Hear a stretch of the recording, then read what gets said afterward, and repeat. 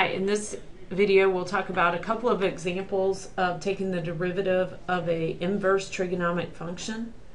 There's a variety of formulas on page 378 that actually review all the differentiation rules, and they include the differentiation rules for inverse trigonometric functions. So again, page 378.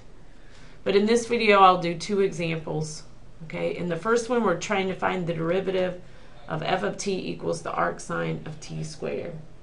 And for this one, I'm going to use the rule that the derivative of the arcsine of u is going to be equal to the derivative of u over the square root of 1 minus u squared. So I've got a formula here. I need to do two things, or one thing. I need to assign u and figure out what it's going to be. So in this example, since I'm taking the arcsine of t squared, I'm going to let my u be t squared, and then my derivative of that will be 2t. Okay? So with those two pieces of information, I can just plug directly into this formula. So f prime of t is going to be the derivative of u, which is 2t, divided by the square root of 1 minus t squared, because t is u, but now that has to be squared again. If I plug into this formula, it's u squared. Well, my u is t squared, so I need to square that again. So simplifying this, I can write it as 2t over the square root of 1 minus t to the fourth. Here's another example.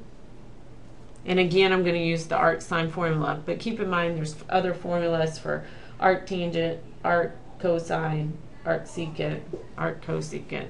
All of those again are on page 378. All right, so in this case I'm going to find the derivative of g of x, and now I have the quotient rule in play. So the derivative of g of x is going to be low, as is, d high. And now my derivative of the numerator, I'm going to let my u be 3x, and therefore du will be 3.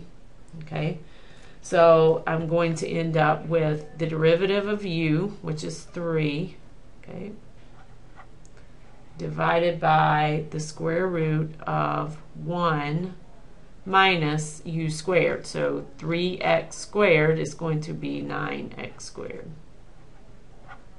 Okay, and now I'm not done. I'm applying the quotient rule. So that was the denominator times the derivative of the numerator. Subtract the numerator, which is arcsine 3x, times the derivative of the denominator, which would just be 1.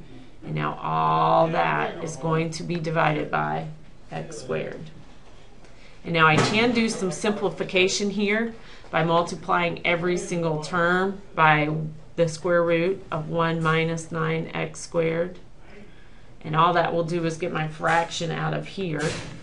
But if you do that, you will end up with the answer that the book has, which is 3x, because when I multiply this, they cancel out. And I'm going to also multiply this, so minus the arcsine 3x times that square root 1 minus 9x squared.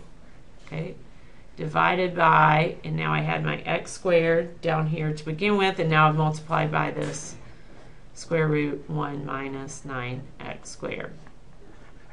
All right, so that's it written in simpler form, which is relative because it doesn't look much simpler to me. All right, remember, if we multiply our numerator by the square root of 1 minus 9x squared, we had to also multiply our denominator by the same thing, so we don't change the problem, and that's where the 1 in the denominator ended up.